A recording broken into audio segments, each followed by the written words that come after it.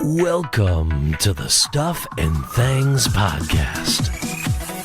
Your home for all stuff related to your favorite things in entertainment. Now, here are your hosts.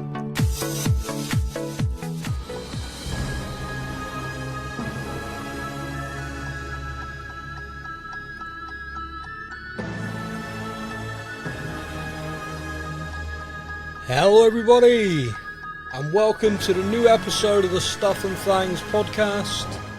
That music can mean only one thing. We're still discussing the Marvel series Loki. I am Sam. Joining me to discuss the show, I have the full team. Once again, it's the Marvel superfan, it's Kaylee. Hello. How are you doing? I'm good. How are you? Yes, I am well. And joining us this week, he missed episodes 1 and 2, but he's back like he stepped through a TVA door, like he was never away. It's my usual partner in crime, it's Stefan. Hello everybody, how are we doing? Yes, yeah, I'm good. Have you listened to the shows in your absence? Of course. Okay, so episode 2 began with me basically saying to Kaylee and her bringing that energy. And I said, oh, it's funny actually, because normally when it's me and Steph, it's like, hey, how you doing? And we just kind of had a live demonstration of that to start episode 3. Like, hey, Kaylee, how are you? Oh, I'm good. Hey, Steph, how are you? Oh, no, you see, I'm still living in disappointment at you, Sam. Oh, interesting. Why are you disappointed in me? McFlurries. Because I've never had a McFlurry. Yep. No, you were supposed to have had one by now. You're lucky I'm even talking to you. I mean, I'll be honest. Some say lucky. I'm sorry to say I've not had a McFlurry, so I've not had the opportunity. But I will by the time next week, because I will have an opportunity in that time. So a McFlurry, and I've got to try McDonald's apple pie. Yeah. 100%. Yeah, I'm still not sure that's the way to do it. I mean, okay, so not both at the same time. That was a load of weirdness. But yeah, you need to try. Apparently that's the thing. Apparently that's because I mentioned that to my daughter, who was like, "Yeah, you got to do that." So See? yeah, maybe it's a woman thing. Okay. Anyway, this is Loki. This is season 2. This is episode 3. It is an absolute darling of an episode, and the title of the episode was Steph. 1893. 1893. Dun dun dun. So before we, you a hint. yeah, just a little bit, yeah. So before we dive in, Steph, you've obviously not been on the show, so you've got episode 1 and 2 and now 3. You're sort of all bubbling around. What are your thoughts on the show so far? What are your thoughts on episode 3 without sort of diving into details? Where's your head at? I am so confused, but in like the best way possible. Okay. Like, I haven't got a sodding clue what is going on, but I'm blissfully unaware of the whole thing and just enjoying every episode of it. Oh, okay. All right. Fair enough. Kaylee, episode 3, overall thoughts? I don't know. Ooh. Yeah, like there were some really good moments, but it was the first episode of the series where I didn't switch off the telly with excitement in my veins. Oh, it was yeah, I struggled a little bit. I'm not gonna lie. Struggled because you felt it was sort of detail heavy in the time sort of stuff, or just didn't find it as gripping? Yeah, it just like, I painted my nails halfway through, which Wow, that's not a good sign. But I mean, I enjoyed it. Don't get me wrong. I did enjoy it, and there were some really good moments in it. But it just felt a bit like it didn't fit with the previous 2 episodes. I'm not sure they'd put that on a DVD box as a glowing reference. I painted my nails halfway through. But I did enjoy it. Painted them green and black for Loki. Yeah, yeah. I mean, if you did that, then I think maybe they've hit their target. But yeah, just kind of, yeah. I painted my nails halfway through, but I did enjoy it. Sounds, not so good.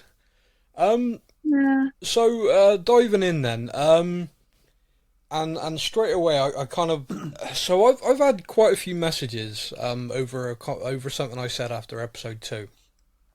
Yes. And when I say quite a few, I had sort of Star Wars level, you mispronouncing Boba Fett's name level of you son of a bitch. I thought I was following this, and now you've put that in my head, I'm completely friggin' lost. And various other less polite versions of that. And but the overall theme wasn't so much hatred of, well, there was some just pure hatred of me, but sort of hatred of the fact that I put this out there into the universe and now that's all they can think about and it's stupid. It was the general gist. We had a few messages on our Discord as well.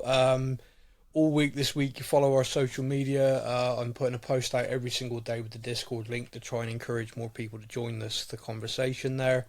My hope is if I can get a few hundred people on there, I don't have to go on there anymore. People can just talk to themselves. They can all talk to each other. They don't need me. That's my theory. Saying about the Discord thing, if you are listening to this show and there is a reason why you won't join the Discord, please drop us an email and tell us why. Because as the three of us, we cannot understand why/how we have thousands of people that listen to this podcast. Yet only a select handful of people on our Discord. And I'm genuinely curious if there is a reason that people don't use Discord and there's potentially another way we can do it that more people would use, please do email in and let us know why. You know this could get painful, right? Yeah. Sam at stuffandfangspodcast.com. Yeah, they know. Message in. You can email or use the message via your podcast app, like most people do. And I will read them. And thank you so much for your continued love and support and hate. Anyway, so diving into the episode then, with that in mind, that I upset a lot of people. I hate to say it, Sam, but I agreed with you on it. When I read the 616, my first thought was, how many TVAs are there? Well, yeah, I mean, it's just kind of... Or is it just a case of all the other universes are kind of following the sacred timeline, and it's just that 616 is completely messed up, so that's where they're having to focus their time? Well, yeah, I'm going to make it worse this week. Oh, good.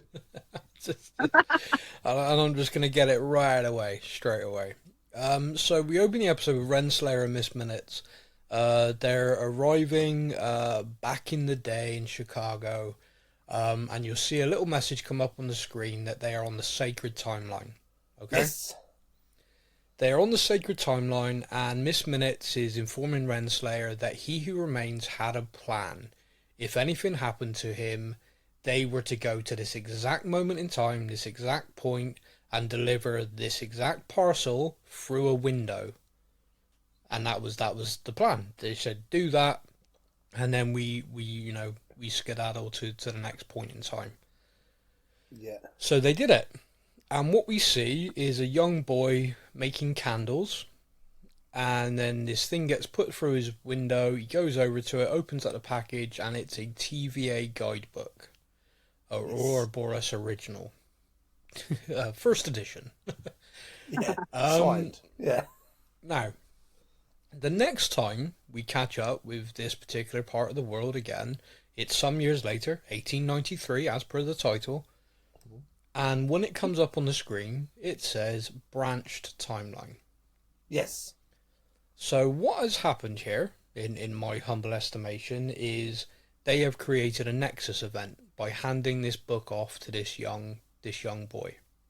Yep. This young boy has grown up to be Victor Timely, who is quite visually, obviously, a Kang variant. Yep. Or is he? And this is where my head's like doing one now. Okay. See, I was kind of confused. My bit of confusion with this was he who remained was getting rid of all the branch timelines because you got to kind of keep it on the straight and narrow. Yet it was his decision to go and make a branch timeline with the knowledge that chances were it would get pruned because they don't have branch timelines. Well, my friend, I can do you better than that. Okay. So, Victor Timely is, like I said, visibly, clearly is a Kang variant. And Miss Minutes basically says throughout the episode, we need to do this to make him the man he's going to become. Now, Miss Minutes is basically saying in this that he's not a variant. This is He Who Remains. Yep. Did both of you follow that? Yeah, pretty much. Which is what my confusion came from, of the whole pruning and timelines thing. Like, why would you create... Right. So, let's say a situation where you are in control of the TVA, you're keeping it on the sacred timeline, everything's following that, you are in charge, you're following it. Now, if you are killed, you will know that the TVA is going to crumble. You know, the TVA is not going to function the way it would do. Yeah. If the TVA isn't doing that, then the branch timelines are going to exist. They're not going to get pruned. Yeah. Unless you got some mad-ass General Docs going around blowing them all up. But, however, this particular one, obviously not. Mm-hmm. My confusion, and this is where my head's kind of really, really hurting on this, and I'm hoping you guys can kind of help me out. Really hoping. So He Who Remains, when he was talking to Loki and Sylvie at the end of season 1, made it abundantly clear that a variant of his, not him, a variant of his discovered multiversal travel, and then other variants of his all interacted with each other, and then there was a multiversal war. Yep. That is focused on the multiverse. And up until this point in episode 2 and then into this, I have always considered the timelines and the branching timelines to be different universes. To be, you know, each branch timeline. Yep. Because he talked about winning the war, and then he talked about having the sacred timeline and stuff like that. Yep.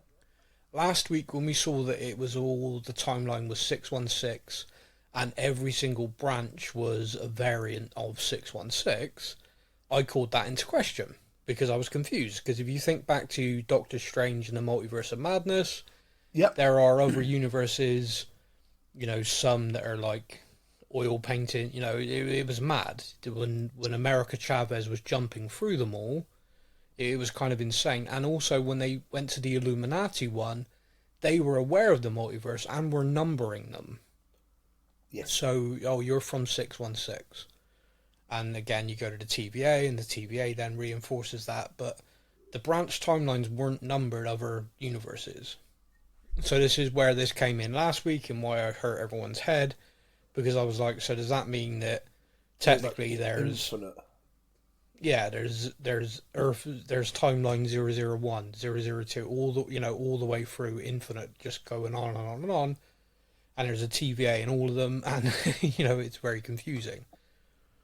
So again, I'm going full circle on this. Apologies that it's so rambled, but He Who Remains would appear to me to actually be Victor Timely, but at a different point in time.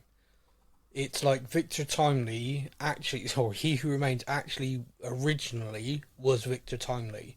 He then gets given that book. It inspires all of these different ideas in his head. Mm-hmm. And his plan is to then, Miss Minutes, etc., then to become He Remains. The title, you know, Ouroboros, we discussed as basically an infinite loop. That's what that means. There's a loop in time. And it would appear to be that the theme of this season 2 is like an interconnected loop which cannot be broken.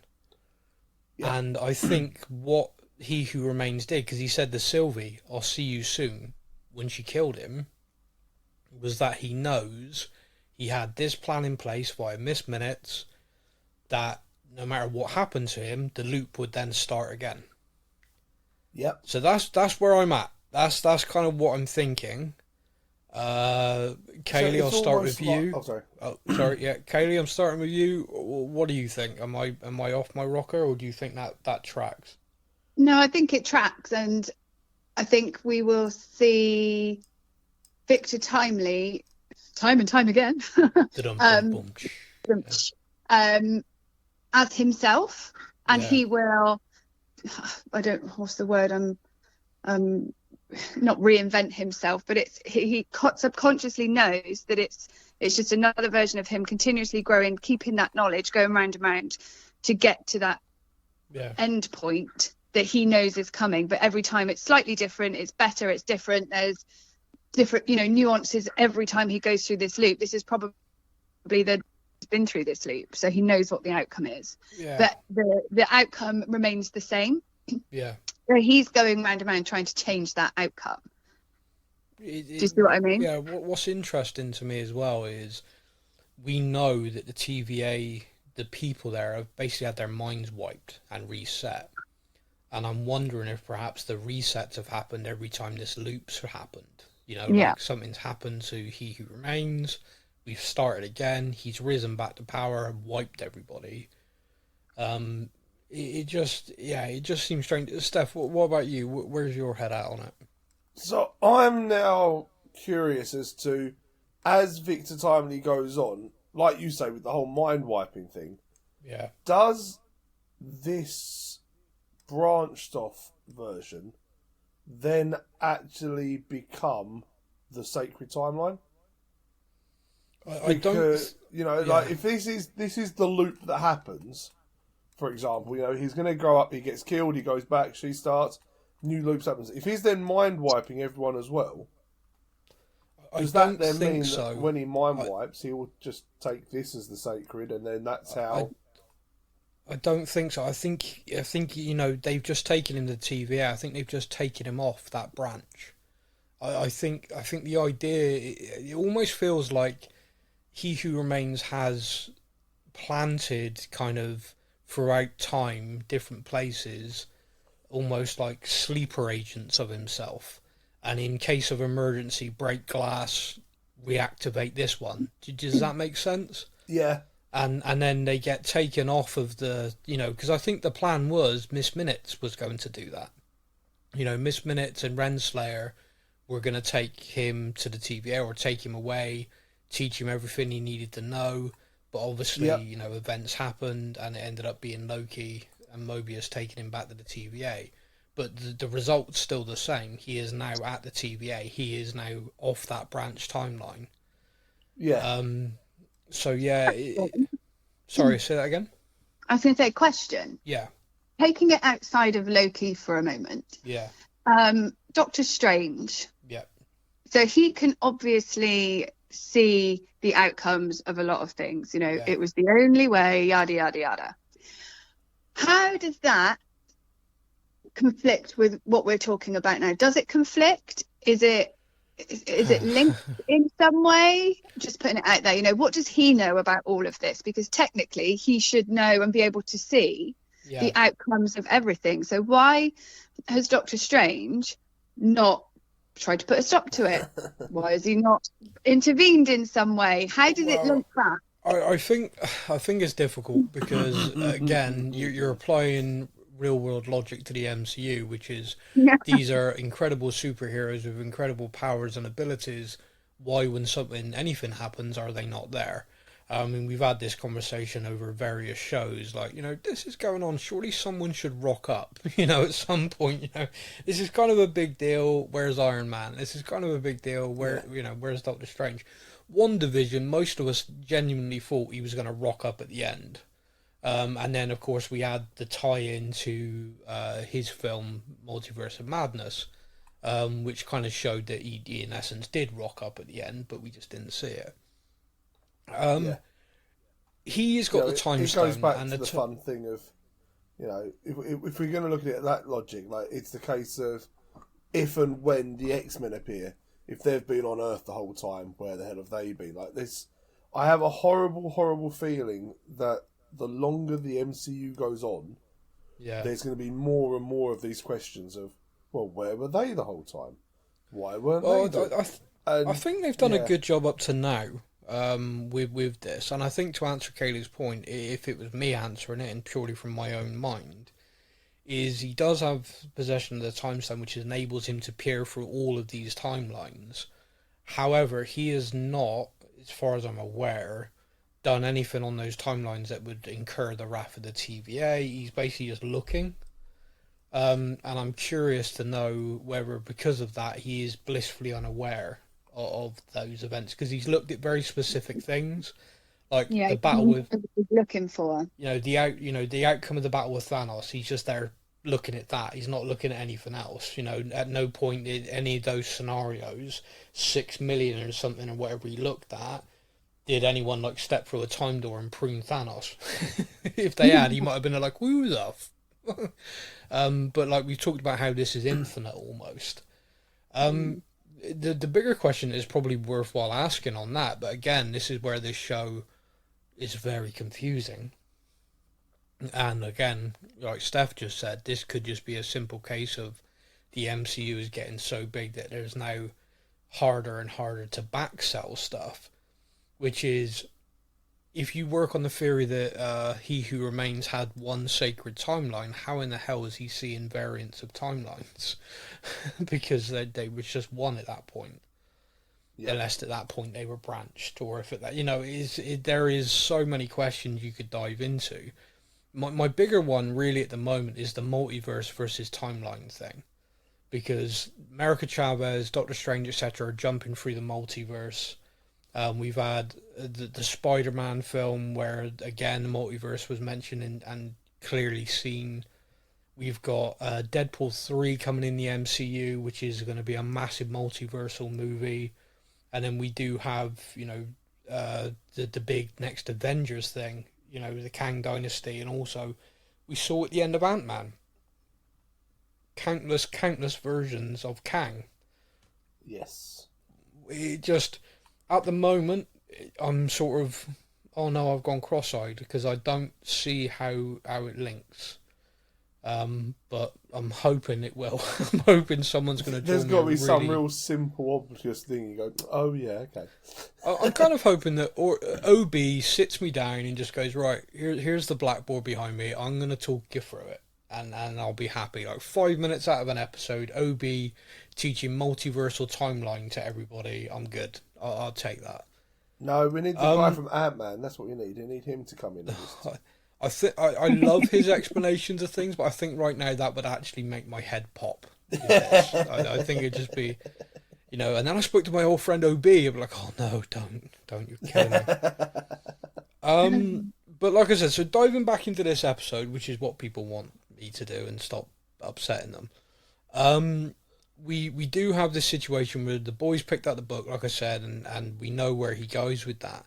Back at the TVA, it is carnage. So that general pruning a third of the timelines has slowed down the explosion. So killed trillions, killed more than Thanos, but has in essence stopped the TVA from exploding at that time. But OB's clearly still, we're all going to die, which his line delivery on that keeps cracking me up.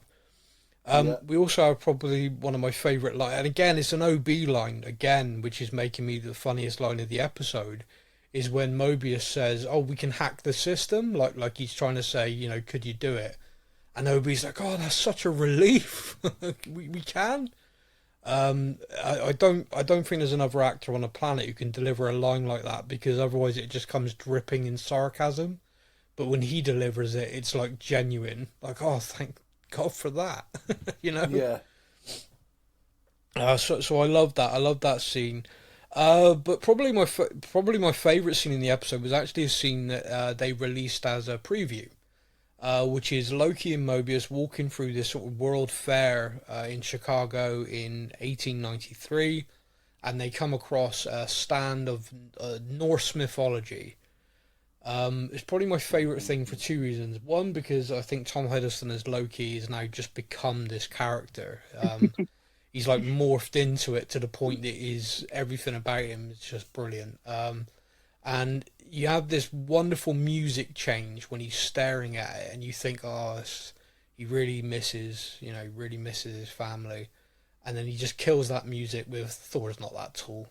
It's just total jealousy, little spite. Yeah. It was just perfect Loki, really. I do think there's an element, obviously, of him looking a little bit longingly, but also the line about Boulder the Brave. Now, the line about Boulder the Brave made me laugh for a couple of reasons. One, because it was pretty clear he was pissed it wasn't him. You know, it's like, why Boulder? Why not me? Yeah. And the other part of it is Boulder the Brave exists in the MCU. Boulder the Brave was actually originally slated to be in Doctor Strange Multiverse of Madness as part of the Illuminati. Oh. To the point that someone was actually cast and filmed scenes, but then they cut it. I don't know if you know this. No. Yeah. Do you want to know who is officially Boulder the Brave in the MCU? Oh, go on. Daniel Craig. Nice. Yeah, if anyone don't believe me, look it up after this. You can find all the concept art they released and also an interview with Daniel Craig where someone put it to him and he just smiled and said, "Don't know what you mean." But yeah, they actually filmed him as part of the Illuminati scene, but then cut. So, yeah. Boulder the Brave does exist in the MCU. I can't imagine in a million years they managed to get him and they're not going to use him again. That's not going to appear somewhere. Yeah. Yeah, that's very short-sighted of them to get someone like Daniel Craig in, and actually the character is a pretty funny character. The way, I can't remember what it means. It's something really twinkly and like it's beauty and light. Yeah. You know, that's his whole thing, and he's unkillable, and then he gets killed by something really innocuous. It's hilarious. And then he dies. It's hilarious. Wow. Well, not this fact that he dies. What He kills dies, him yeah. is, you know, just the most ridiculous thing. It's some kind of leaf or something. You know, he's completely indestructible, and then a leaf kills him. That's what I like to hear.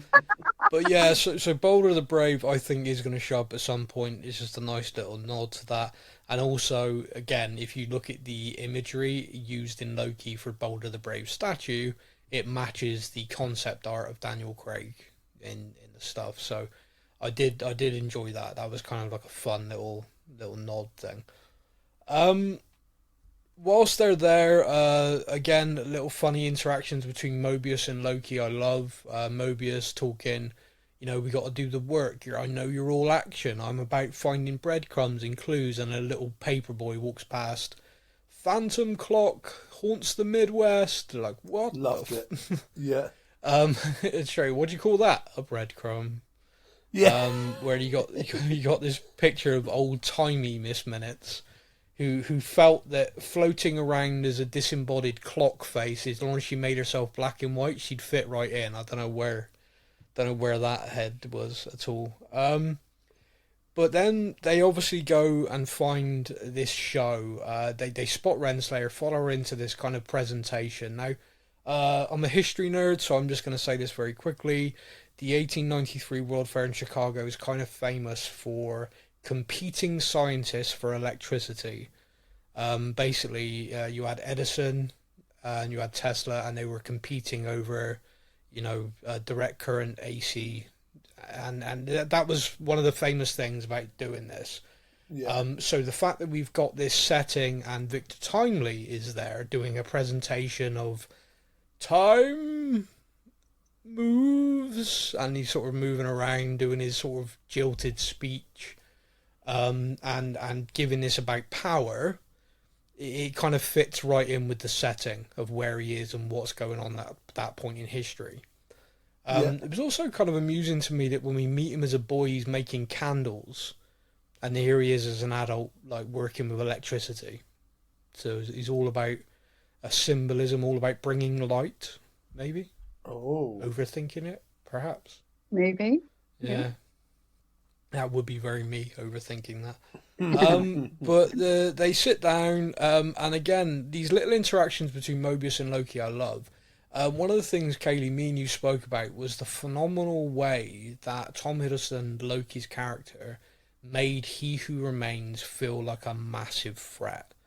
Like, we both said on the podcast, and Steph, I'll bring you in to see what you thought, but one of the things we all came away from Ant-Man was kind of feeling like the Kang thing had been a little bit deflated. Like, you know, he was going to be this big bad, it was going to be terrible, and just didn't feel it from that film.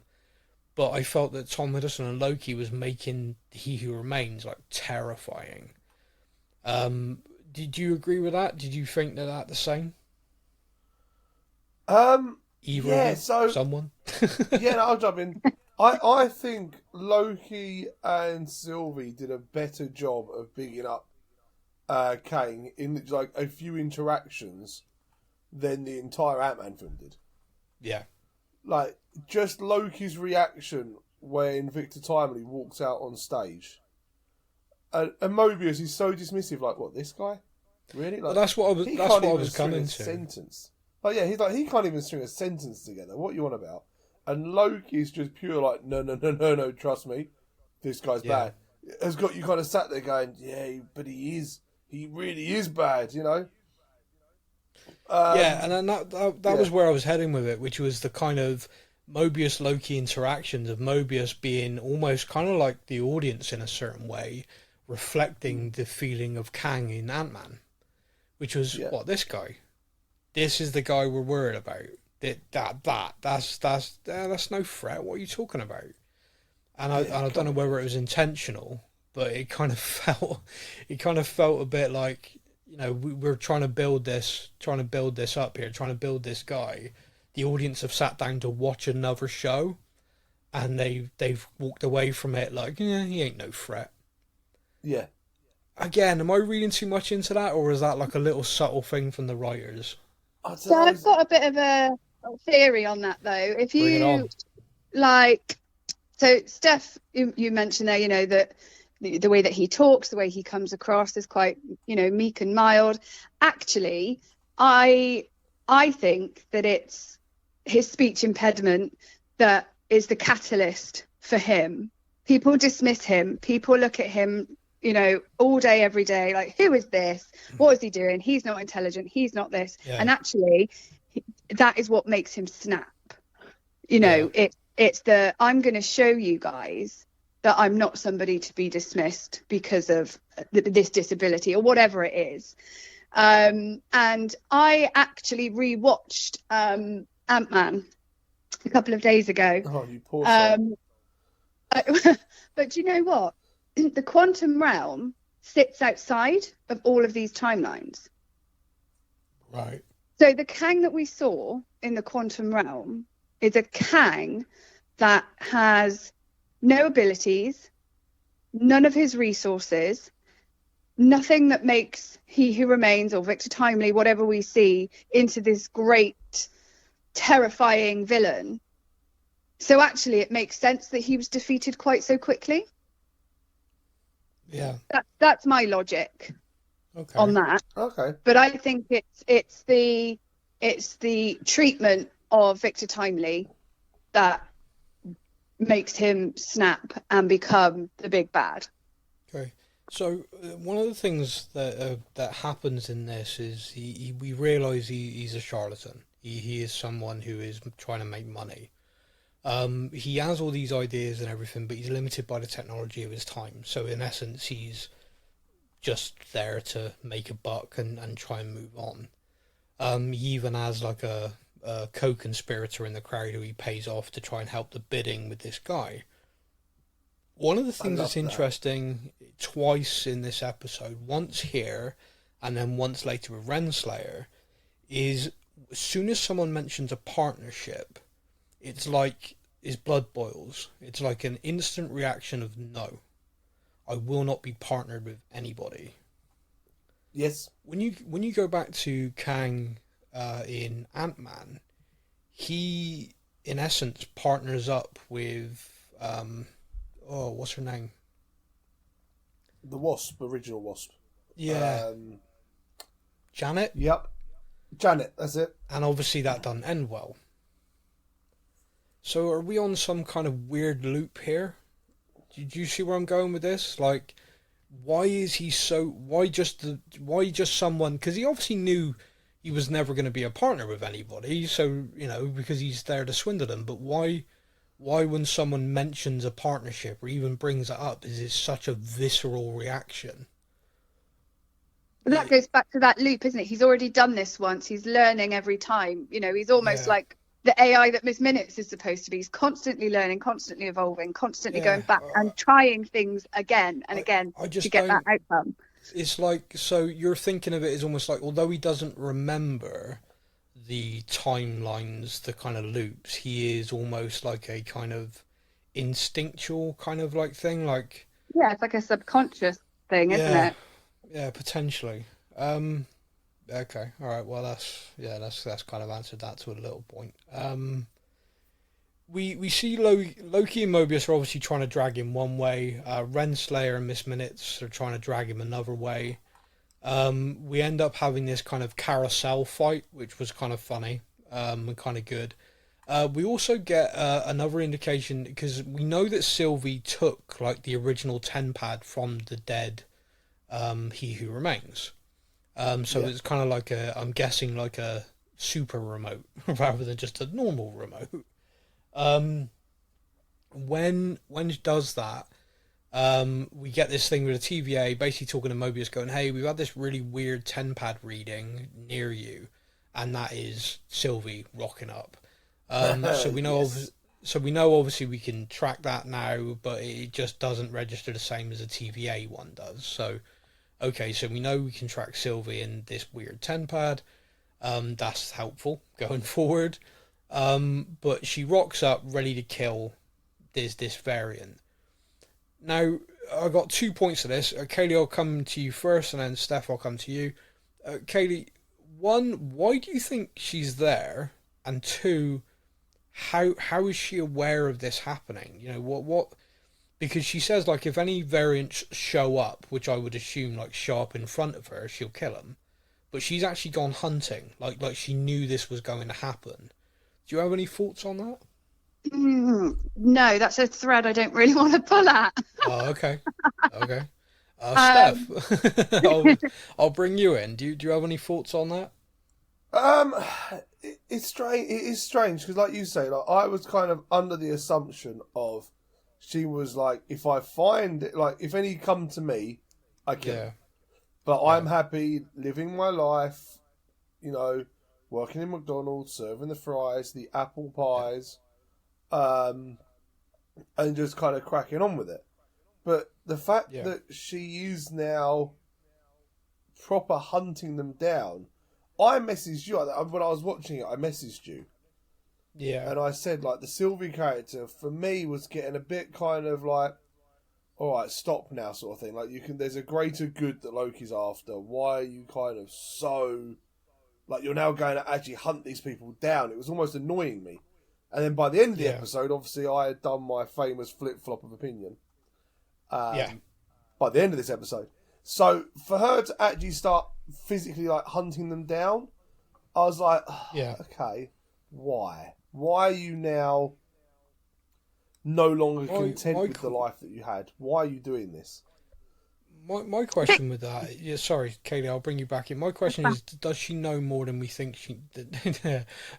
Does she know more than we think that she knows that she knows? Yeah. Oh no, I know that you know more than I know, but I don't know that you know that. Yeah. Yeah, Kaylee, sorry, you were going to say. No, I was just going to say that's the thread I didn't want to pull at because my little brain cannot cope. I think the basic element of it for me is that she's gone into kind of protection mode. Yeah. She wants to protect what she's got. Whilst we assumed she wasn't going to go out and actively look for these people, if she stumbles across them in any which way, whether it's a ping or, you know, they rock up and, you know, wave in her face, I think she's in that I need to protect what I've got now. So that's kind of where my mind is, and I don't want to open the massive can of worms. And what does she know? Does she know that she knows? Has she done it before? It just makes my brain hurt. She has basically survived running from the TVA her entire life. She then finally finds this little bit of happiness and peace and calm, which she was enjoying. Loki rocks up. She realizes, you know, what's going on in the bigger picture. But then she appears to go, screw you guys, I'm going back to my calm. And so the end of episode 2, she literally sat in her car listening to music, enjoying the night sky, chilled out. But she does have that 10 pad there, the He Who Remains 10 pad. And I'm wondering if perhaps there's more information with that than we realise. and perhaps she was sat there and went, all right, I'll have a look. Let's see let's see what's going on. And perhaps she then acted on that. I mean, I, obviously this is pure speculation, and perhaps I think the overall theme of this series is it's going to loop. Like, all of these threads is going to loop right the way back around. Like, in episode 1 we saw Loki get pruned.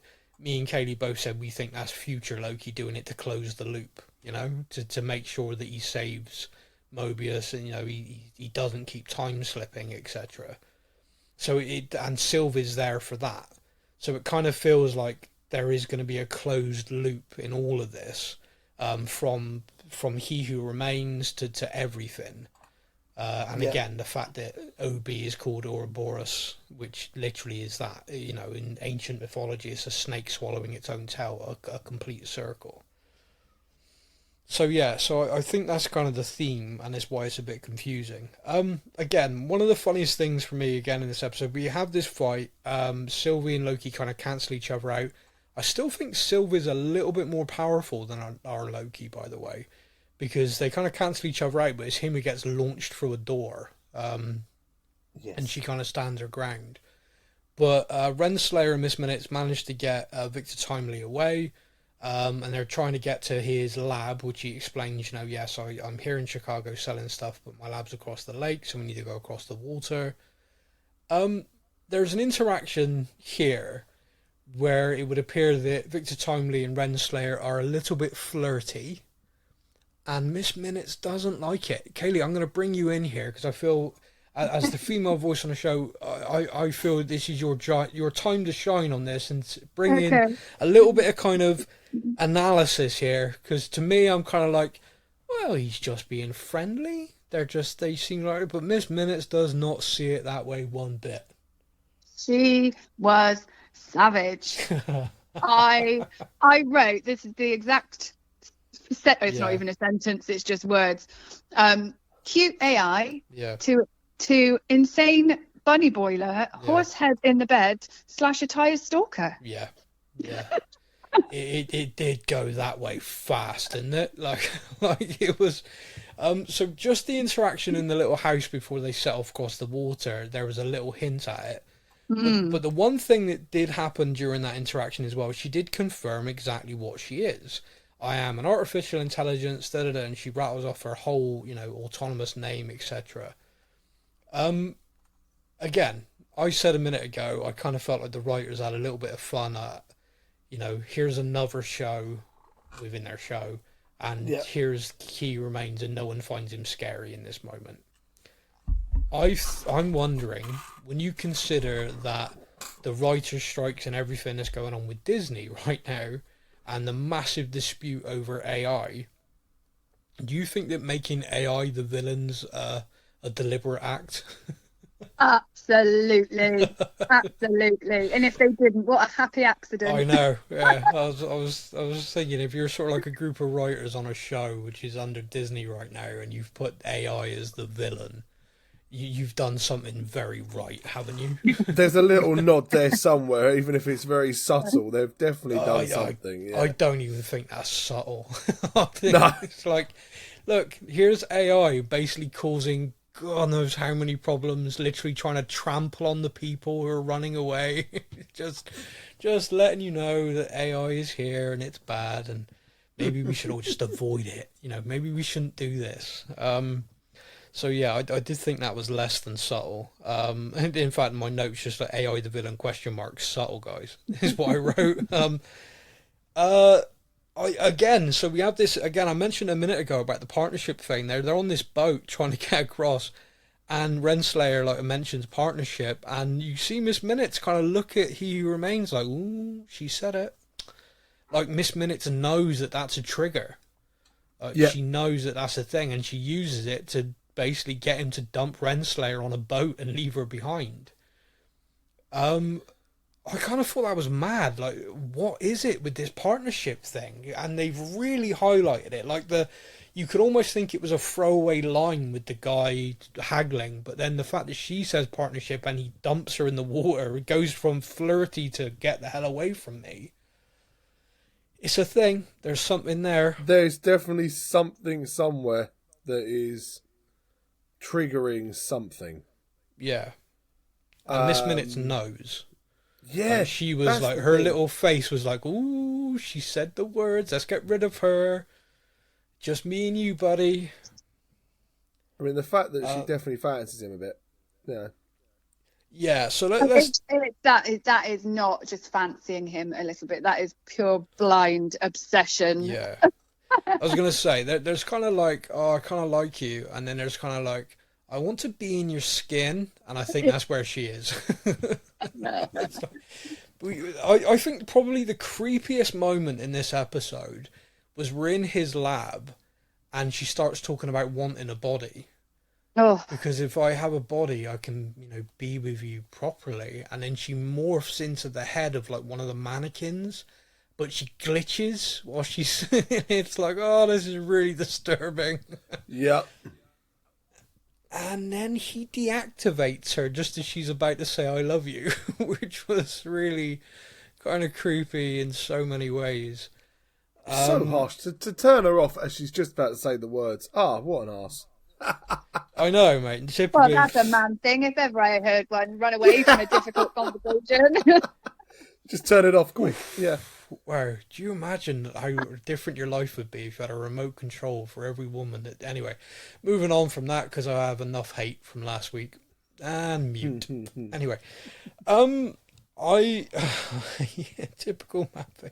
Sorry, I'm still giggling at the whole idea of her "I love you" and that being a bit turn off. Is actually kind of a little bit of symbolism there. So we then get Loki again and Mobius catching up with him, and we once again get Renslayer catching up with him. Now Renslayer's arrived, and Renslayer's now pissed. Renslayer was left in the middle of the water on a boat. She's annoyed. And one of the things we're learning is in this lab, he has been working on stuff from the TVA handbook. Whilst he's talking to Miss Minutes, for example, he holds up an object and says, "This is the culmination of my life's work, but I'm limited by the technology of my time, And it's like a model of something. Now, I didn't pick up on this straight away. Did either of you pick up on what that was? No. No. Okay, so people online, en masse, have pointed out that is a model of Kang's ship that you see in Ant-Man. Ah. So, the plot thickens, people. And there is a theory based that he who remains is Kang the Conqueror. And we're just seeing the exact same variant at different points in his life. Okay. That hurts, doesn't it? Explain further for me. So basically the theory goes that we've just seen Victor Timely, which we all know is going to grow up because of Miss Minutes' information to be He Who Remains. He is going to become the man. She says it clear as day, so we know that that's what that is. The man he's meant to become. We've now also seen in his inventions, this is the culmination of my life's work. His words, and it's a model of the ship that Kang uses. Mm-hmm. So that must make him Kang. Must make him the Kang from... So it makes him not only He Who Remains, but also Kang from the Ant-Man movie. Kang the Conqueror, yeah. So, but at different points in his life. So we've seen the same variant at different points in his life, which would kind of tie us to the fact that he is the 616 version of Kang regardless. So that, I guess that also then throws into the theory of actually he doesn't die at the end of Ant-Man, he's just sucked back into a quantum realm or whatever it was, and he's not actually died, he's just trapped again and unfortunately able to then come back. Unfortunately, as Kaylee pointed out, the quantum realm sits outside of time. Yes. So we don't know at what point He Who Remains becomes Kang the Conqueror, or at what point Kang the Conqueror becomes He Who Remains. Yeah. Do you see where I'm going with this? So at some point, all of the other Kangs from the other grabbed him and threw him into the quantum realm. And that was the version of him we saw there. But the theory is that is Victor Timely. That is He Who Remains, just at a later point in his existence. It's enough to make you go cross-eyed, I tell you. So just throwing something else into the mix. Go on, bring it on. Sorry. What if there is already another Kang variant in the same timeline as Victor Timely that's gone back to let him do the work? I know. Because I've seen another theory where Renslayer is a variant. Yeah. Well, that I was going to bring that theory up right at the end because of what Miss Minutes says. But yeah, so we'll circle back to that in a few minutes. But basically, we have this confrontation, and Renslayer's holding like an early prototype of a pruning stick, and she prunes one of the the mannequins that are there, but doesn't do the kind of cool little pruny light thing. It literally like disintegrates it. So I'm not sure that pruning stick's doing. I think it's basically a kill stick right now, not a pruning stick. So, you know, like he said, he's limited by the technology of his time. I think perhaps that thing's doing more just disintegrating than anything else. Now, Renslayer, and again, a little bit of symbolism that I think exists. Renslayer says about the TVA, I am order. Like, she's basically, I am the order. I am the one that keeps everything in order. I don't think it's a coincidence that as she says that, Sylvie crashes in as I am chaos. If you see what I mean. It's like Renslayer, I am order, I am the person that keeps all this flowing naturally. Sylvie, of course, is the one that broke it all up, created all the branch timelines, created free will, if you like. So yeah, she comes crashing in at that moment. The big kind of rumble happens. Again, Sylvie and Renslayer for me is an interesting one. So we'll just touch on that quickly. Sylvie was hunted by Renslayer. She hates her. Like, there is a real burning kind of Renslayer is the reason I was on the run my entire life. You know, she took me, and then you had that scene in season 1 where she's like, you know, what was my Nexus event? What was it I did? And she's like, oh, I can't remember. And it was like ice cold, you know, like it doesn't even matter. You're like a speck of dirt. No one cares. Yeah. And so I genuinely thought we were going to maybe see the end of Renslayer in this because of how much Sylvie hates her. Mobius and Loki take Timely to the TVA, leaving Sylvie with Renslayer, but she kicks her through the door back to He Who Remains. That kind of surprised me, but it wasn't obviously the only surprise in this. And Steph, I'll bring you on this because I know this. I kind of said to you, wait to the end of the episode. Yeah. Victor Timely is pleading with Sylvie for his life. Yes. And he makes the point that I'm not who you say I am. You know, I've not. How can you punish me for something I've not done? You know, I'm. What are you? Why are you going to kill me? And he makes the point so well, possibly with the stammer and everything thrown into it, that she does let him go, and Mobius and Loki take him off. Yep. Obviously, up to that point, Sylvie been kind of one-track minded. You know, see a Kang, kill a Kang. It was kind of very. She was focused on that. Yeah. But obviously, something changed in that moment. What were your thoughts on that? Yeah. I didn't expect that, to be honest with you. I thought that was the end of another Kang. I really did. I thought that was it. Sylvie's going to kill another Kang, and then it's going to turn out that actually that's not the Kang we thought it was, and next week there's going to be another variant pop up, and that's kind of a couple of episodes of getting to that one, kill him off, and that's where I thought this was going to start going. Yeah. And then she just kind of stops and lets him go. Don't make me regret this. And it's like, well, I'm guessing she's going to regret it. Just a weird hunch I have here that she might end up regretting letting that one live. Kaylee, what do you think? Sorry, Steph. No, go on. Kaylee? Well, it was very out of character. I I'm glad that it happened. Yeah. Because I think to bring in a character like that and get rid so quickly when we've only got 3 episodes left would have been risky. Like, we're just establishing this character. So I'm glad that he left and she didn't do it. But there is going to be a moment where she, I told you so. Yeah. That's what we're going to see. It certainly feels that way, definitely. And what was interesting to me is the stuff was talking about her one-track mindedness in this season. We talked a little bit, Kaylee, about the fact I couldn't quite. Her and Loki disagreed over it, but she booted him through a door. I couldn't quite understand why she was so pissed at him. Yeah, and I think it was the inner mind over time. She built that up into a kind of like, he disagreed with me. We were together. We were like as one. Son of a bitch.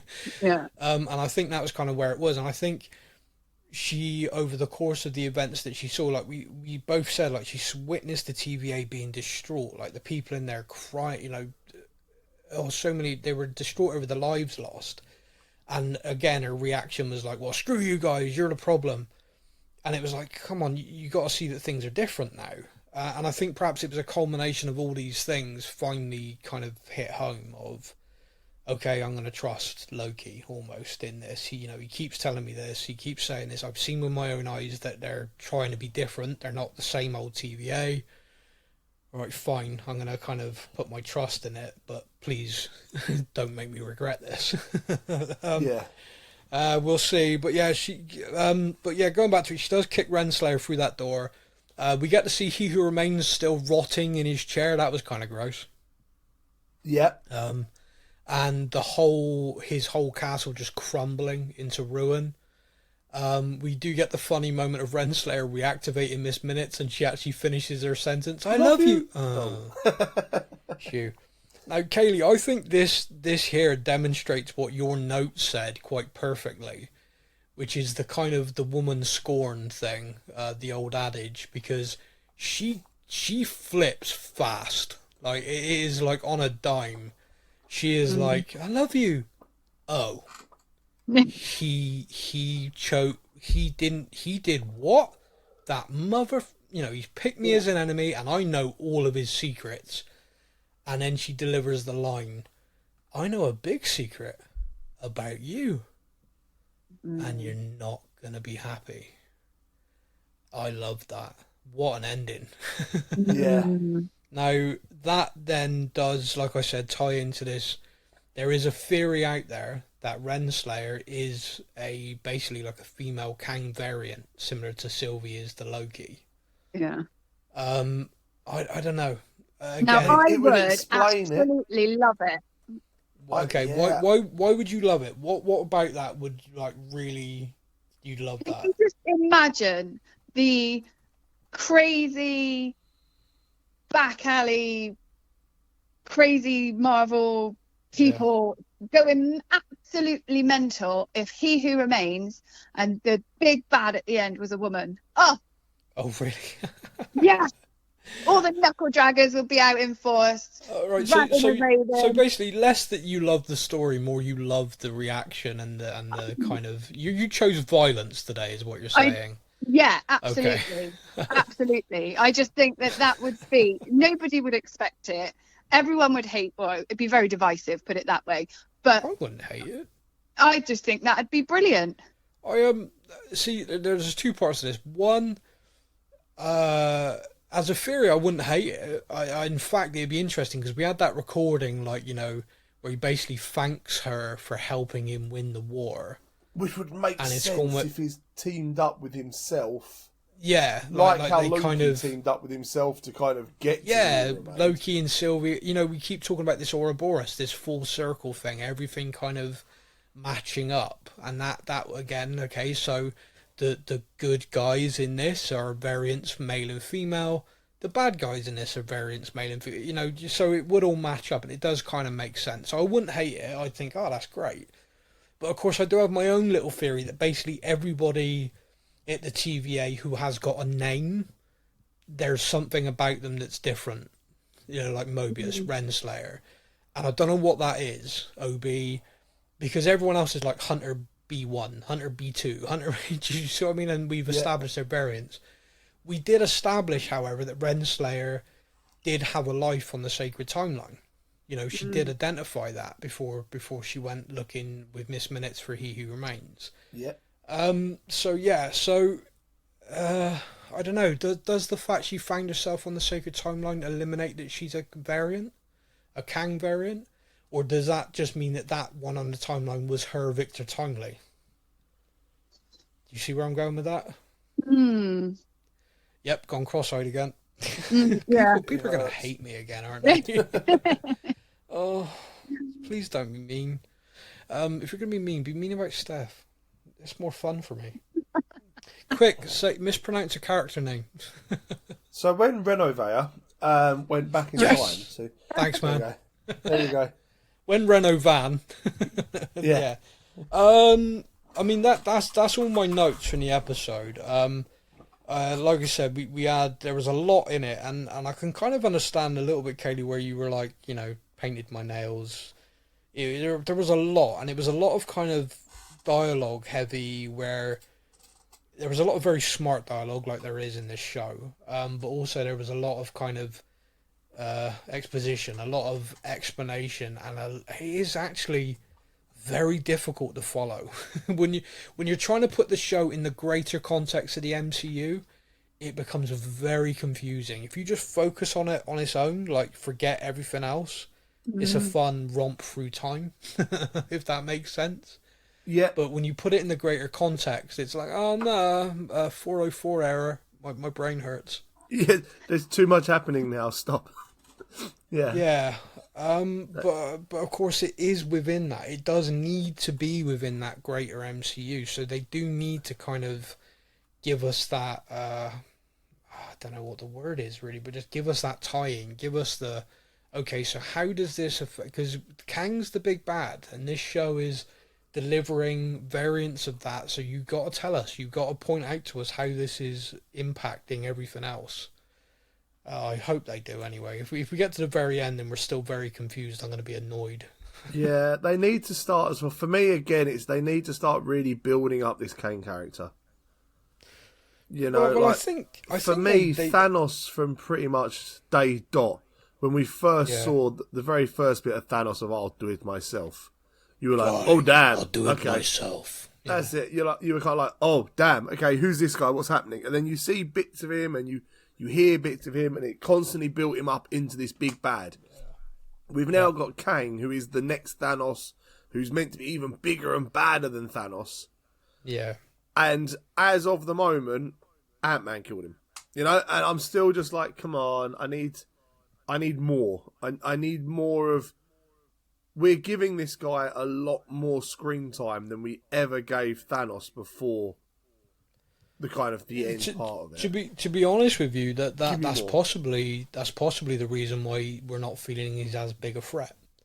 The Thanos effect was in our minds. You know, it was very kind of built up over time, getting, you know, this guy's just looming in the background. You didn't see him on screen to become familiar with him until he was there killing people. And then it was like, holy you know, who the hell, you know, this guy's for real. Everyone's scared of this guy. So yeah, it feels like by doing it the way they're doing it with Kang, we're kind of like dismissing him a bit. But I think, like I said, Loki's doing a better job of creating this aura of he's terrifying.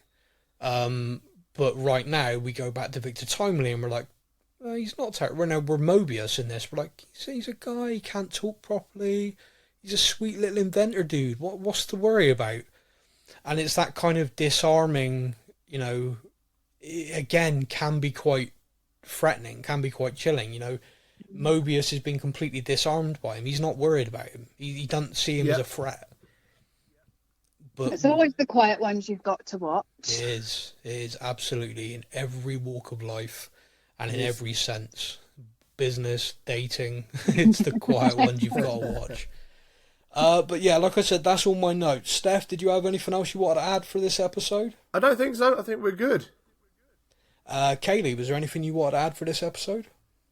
No, I don't think so. Jolly good, everybody. So yes, that is it. That is our wrap for this episode of 1893, episode 3 of season 2 of Loki. As Kaylee says, there are just 3 episodes left, so we are over the halfway point now. One of the things I will just say very quickly, because I moan about it a lot, the runtime on this show has been great so far. If next week's 21 minutes, you can completely blame me for bringing it up, so apologies in advance. But yeah, the runtime has been fairly consistent, and I really appreciate that because that hurts me so much. But a big thank you to everybody for listening. The show's great and quite an audience now. Thank you so much for everyone who puts in their theories. You don't need to point out that I've hurt your brain. I get it. It hurt my own. So, but if you have thoughts and theories and everything, get in touch with us. If you want to have a live discussion, join us on Discord. As Steph said, if there's a reason you don't want to join us on Discord, then let me know, because, yeah, apparently I've got nothing better to do. Thanks, Steph. No, but yeah, everybody, thank you so much for listening. We will be back next week. Bye-bye. I had him under control until he sabotaged me and made fools of us. Well, it was foolish of him to make an enemy out of someone who knows all his secrets. I know a really big one. About you. I can tell you, but what? It's gonna make you real angry. Thank you for listening to the Stuff and Things podcast. We hope you enjoyed the show. You can find us on Facebook or online. Simply search the Stuff and Things podcast to join in our conversation every week.